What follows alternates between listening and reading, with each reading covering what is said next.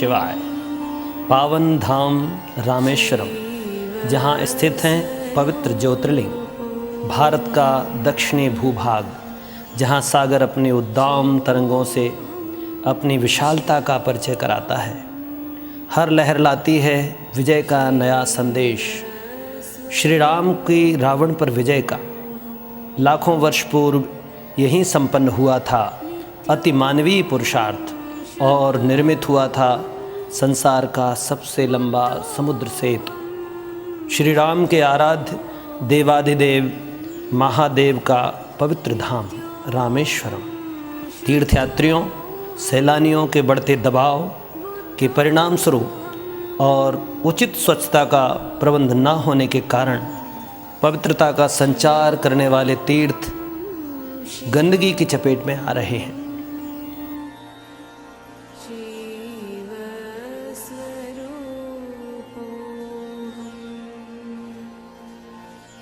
अखिल विश्व गायत्री परिवार के संस्थापक युग ऋषि पंडित श्री राम शर्मा आचार्य की जन्म शताब्दी पर गायत्री परिवार ने इन्हीं धामों तीर्थों को पवित्र करने का और इनकी पवित्रता को पुनर्स्थापित करने का बीड़ा उठाया है।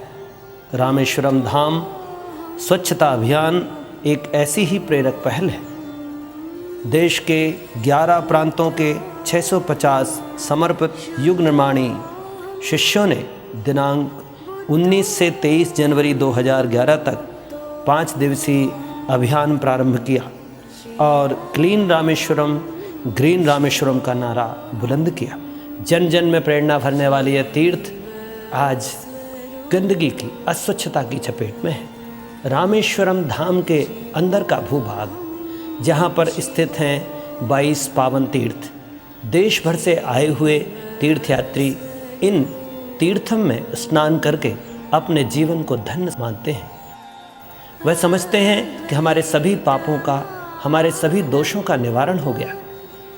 शायद भोले भाले तीर्थयात्री भावनावश कुछ ऐसे कृत्य भी करते हैं जिनसे तीर्थ की मर्यादा भंग होती है, वहाँ अस्वच्छता का वातावरण बनता है और इस तरह समूचा अंदर का क्षेत्र न जाने कितनी तरह की गंदगियों का ढेर बन गया है। आप देख रहे हैं रामेश्वरम धाम के इस तीर्थ क्षेत्र में, आप देख रहे हैं बजबजाती हुई गंदगी। न जाने कितने तरह के कूड़े कचड़े के सामान, यात्रियों के वस्त्र, बॉटल्स और न जाने क्या क्या पूरे तीर्थ क्षेत्र को गंदा कर रहे हैं। हमारे युग्मवाणी सेनानियों ने ठीक उसी तरह जैसे भगवान राम ने कभी बानरों और रीछों की सेना बनाकर रावण पर विजय प्राप्त की थी, रामेश्वरम में एक सेतु बांधा था। आज श्री राम के सेनानी मिलकर उस रामेश्वरम धाम की पवित्रता में जुटे हुए हैं। स्वच्छ हो हमारा देश, स्वच्छ हो रामेश्वरम। संपूर्ण देश से आने वाले तीर्थयात्री इन सभी पवित्र कुंडों में स्नान करके अपने पाप का नाश, अपने कषाय और कल्मशों के नाश का भाव अपने मन में लेकर जाते हैं। तदुपरांत तैयार होकर अच्छे वस्त्र पहनकर भगवान श्री रामेश्वरम का अभिषेक करते हैं। परंतु सच कहें तो मूलतः सच्चा अभिषेक तो ये है रामेश्वरम का पवित्रतम कुंड, ब्रह्म कुंड, जहाँ का जल हम सब के भीतर पवित्रता का संचार करता है। यात्री इस जल की एक बूंद लेकर अपने को कृत अनुभव करते हैं और इसी पवित्र सरोवर में आप देखेंगे ढेर सारी गंदगी, यात्रियों द्वारा फैलाई गई ये ढेर सारी अपवित्रता इसकी मर्यादा को भंग कर रही है। कूड़े कचड़े का ढेर, काई से पटा हुआ क्षेत्र और ना जाने कितने प्रकार की गंदगी इस कुंड में प्रवाहित कर दी गई। यात्रियों द्वारा छोड़ी गई ये गंदगी हमारी बहनों ने, कार्यकर्ताओं ने मिलकर एकत्रित की और निर्धारित स्थानों पर इस गंदगी को, इस कूड़े कचड़े को फेंका गया। इसी बीच द हिंदू अंग्रेजी समाचार पत्र के मुख्य रिपोर्टर श्री सी जयशंकर जी पधारे। उन्होंने इस कार्यक्रम से अभिभूत होकर अपने उद्गार कुछ इस तरह व्यक्त किए। Congratulations to all people, and of course as a reporter of the Hindu I have covered many programs during the last 6 years in here, But you know, this something really fantastic. It is a real teamwork.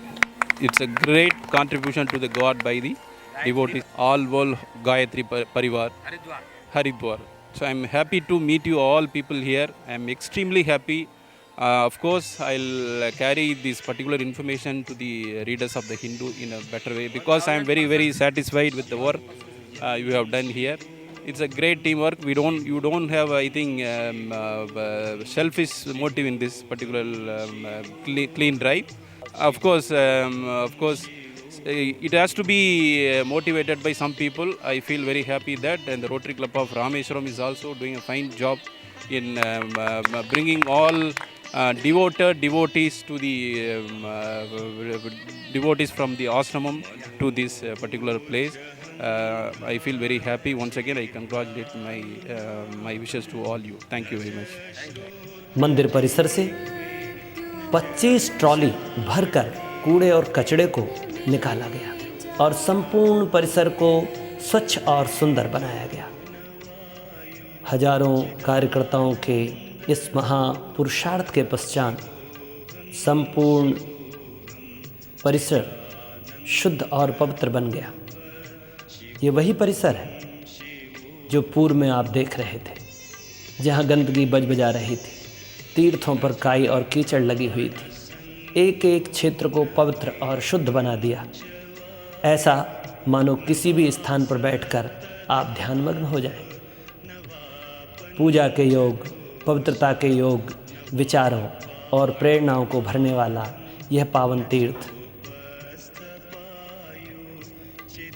गंदगी का नामो निशान नहीं। मंदिर, परिसर, नालियाँ, तीर्थ क्षेत्र सभी कूप पवित्र और शुद्ध बन गए। पुनः दूसरे दिन प्रातः के सूर्योदय की नई नई किरणों के साथ फिर से समूचा क्षेत्र जगमगा उठा। रामेश्वरम का पावन शिखर स्वर्ण जैसा आलोकित, और इसी बेला में सभी कार्यकर्ता मिल पुनः मंदिर की ओर स्वच्छता के महासंदेश को लेकर प्रवेश कर रहे हैं। एक एक क्षेत्र को धोकर साफ किया जा रहा है। फर्श को मंदिर के चहुओं ओर पूरी तरह स्वच्छ बनाने का संकल्प। मंदिर में दूसरे कॉरिडोर में स्थित 108 शिवलिंग कुछ अलग ही कहानी कह रहे हैं। कोई साफ करने का ध्यान नहीं देता, परंतु हमारे कार्यकर्ताओं से यह देखा ना गया और उन्होंने ठान ली फिर से सभी शिवलिंग को वैसा बना देने की जैसा वो स्थापना के समय थे। बहनों ने, भाइयों ने, श्रद्धालुओं ने मिलकर भगवान शिव के अभिषेक का यह अनूठा प्रयोग प्रारंभ किया। नए कपड़ों से घिस घिस कर भगवान शिवलिंग को स्वच्छ और साफ किया गया। तदुपरांत पट्टाभिषेक किया गया। नए वस्त्र लाकर भगवान शिव को पहनाए गए, प्रणाम किया गया और त्रिपुंड लगाकर उनका वंदन पूजन किया गया। ठीक इसी सब को देखकर उडुपी मठ के स्वामी कह उठे, दिस इज़ रियल अभिषेक, यही सही अभिषेक है। देवस्थान, देव मंदिर दोनों का स्वच्छता करना चाहिए। बाहर का स्वच्छता और अंदर का स्वच्छता दोनों ही उद्देश्य है। देवस्थान के लिए जो आदमी आएंगे भगवान का दर्शन से वो अंदर प्यूरी होगा, अंदर स्वच्छता होगा। वैसी तरह अंतर स्वच्छता के लिए बाह्य स्वच्छता अत्यावश्यक है। इसलिए हम कहते हैं स्नान करके देवस्थान के अंदर आइए, क्योंकि जहाँ तक बाहर का स्वच्छता नहीं होगी वहाँ तक अंदर का स्वच्छता नहीं होगी। इसलिए मंदिर में भगवान अंदर में रहेगा, बाहर तो स्वच्छता नैर्मल्य अवश्य होना चाहिए। लोग तो आएंगे, लोग क्यों आएंगे? अंदर का कश्मलता बाहर निकालने के लिए, उनके साथ बाहर का नैर्मल्य भी वहाँ डालेंगे। परंतु हमारा कर्तव्य है, देवस्थान का कर्तव्य ही है, नहीं तो भक्तों का कर्तव्य है, दोनों स्वच्छता। अंदर भगवान का विशेष सन्निधान पाने के लिए स्वच्छता के तरफ हम अवश्य दिल प्रयत्न करना ही चाहिए। आप तो वहाँ से आइए, हरिद्वार से आइए, हरिद्वार की गंगा तो रामेश्वर की बहुत बहुत प्यार है, उसके साथ आपका काम भी वैसे तरह बहुत प्यार है। इसलिए गंगा जैसे शुद्धि करेगी, गंगा के तरफ से आने वाले आपका काम भी स्वच्छता करने में संशय नहीं है। अवश्य रामेश्वर आदर्श देवस्थान बनेगा, वैसा तरह हो हम प्रार्थना अवश्य करेंगे। और अब यह चतुरंगणी सेना चल पड़ी है समुद्र तट की ओर। सागर, विशाल सागर, जहाँ भगवान राम ने लाखों वर्ष पूर्व किसी सेतु का निर्माण कराया था और उस सेतु के माध्यम से भगवती सीता को मुक्त कराकर रावण पर विजय प्राप्त की थी। वही पावन क्षेत्र, वही पावन तट जहाँ भगवती सीता ने अग्नि परीक्षा दी थी। वो अग्नि तीर्थम की ओर बढ़ते हुए हमारे मरजीवड़े युवा और युग्नमाणी कार्यकर्ता, न जाने कौन सी श्रद्धा लोगों को, जाने ये कैसी श्रद्धा है जो इस तीर्थ को अपवित्र करने के रूप में दिखाई देती है। अपने वस्त्र, अपनी मालाएं, अपने झोले, बैग सब कुछ त्याग कर समुद्र में फेंक कर जा रहे लोग न जाने किस मान्यता से जुड़े हैं। ये कैसा अंधविश्वास है, ये कैसी श्रद्धा और भक्ति है। कार्यकर्ताओं ने मिलकर चुना समुद्र तट का 500 मीटर से अधिक लंबा क्षेत्र। इस संपूर्ण क्षेत्र को 17 सेक्टर में बांटा गया, कार्यकर्ताओं के दल बनाए गए और फिर टूट पड़े कार्यकर्ता इस समूचे समुद्र तट को शुद्ध और पवित्र बनाने के लिए। और लगातार अभ्यास, निरंतर 3 दिन तक समुद्र के तट को साफ करने का अभियान चलता रहा। सैकड़ों कार्यकर्ता मिलकर कचरा एकत्रित करते रहे और नगर निगम, स्थानीय नगर पालिका निगम के सहयोग से ट्रॉलियों के माध्यम से इस कचरे का निपटान भी करते रहे। निर्धारित स्थान पर ले जाकर इस कचरे को फेंका गया। पूरे समुद्र तट से 100 ट्रॉली कचरा निकाला गया और पूरे तट को पवित्र और शुद्ध बना दिया। किसी को भय ना था, किसी को घृणा ना थी। यही सच्चा अभिषेक था, यही सच्ची पूजा थी कि भगवान रामेश्वरम को शुद्ध बनाया जाए।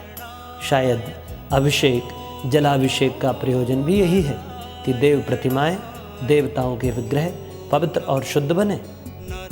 जहाँ तीर्थयात्री सैलानी पुण्य लूटने के प्रयास में संलग्न थे, वहीं ये समर्पित कार्यकर्ता अपनी भावना, अपनी श्रद्धा और अपना परिश्रम तथा अपने पसीने को बहाकर इस पावन तट को स्वच्छ और सुंदर बना रहे थे। कहते हैं हम बदलें तो युग बदले, हम बदल गए तो युग भी बदलेगा।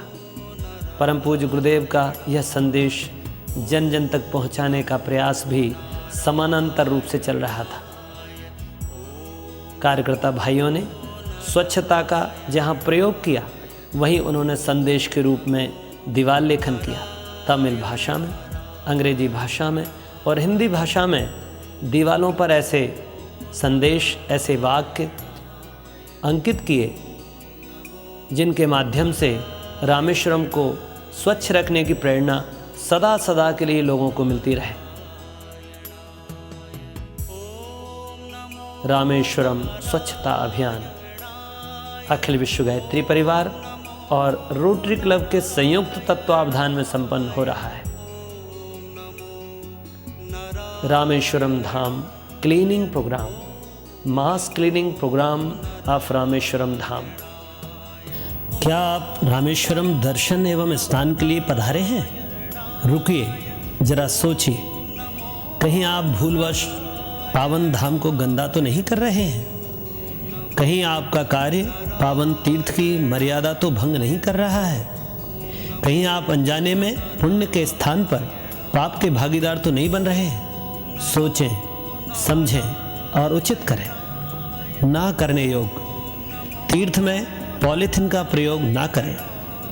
अपने कपड़े पावन अग्नि तीर्थम समुद्र में त्याग कर पाप के भागीदार न बने, खुले में मल का त्याग कर असभ्य न बने, अपनी दुकान अपने प्रतिष्ठान का कचरा सड़क पर ना डालें। करने योग्य पॉलीथीन के स्थान पर कपड़े कागज के बैग का उपयोग करें। वस्त्रों को जरूरतमंदों को दान करें और पुण्य कमाएं। तट पर बने शौचालयों का उपयोग करें। कूड़ेदान का उपयोग करें एवं दूसरों को भी प्रेरित करें। जन्म दिवस विवाह दिवस पर वृक्ष लगाएं। Clean Rameswaram, green Rameswaram. हम तीर्थ अभियान, शुद्धि अभियान के लिए जुड़े हुए सभी हमारे वहाँ पर एकजुट हुए सभी कार्यकर्ताओं, पूरे देश भर के कार्यकर्ताओं, सभी हमारे भाइयों बहनों, मैं आप सबका शांति कुंज हरिद्वार गायत्री तीर्थ से अभिनंदन करता हूँ और परम पूज्य गुरुदेव वंदनीय माता जी के मंगल में आशीष आपको भेजता हूँ। ये शताब्दी वर्ष है और शताब्दी वर्ष में हम लोग एक बहुत बड़ा काम करने जा रहे हैं कि हम अपने गुरु सत्ता की जन्म शताब्दी मनाने जा रहे हैं। व्यस्तता बहुत ज़्यादा थी, नहीं तो मैं स्वयं उपस्थित होता, मेरी टिकट भी बुक थी और मैं हर तरह से परसों तक आने की स्थिति में था, परंतु शायद अब निकलना नहीं हो पाया।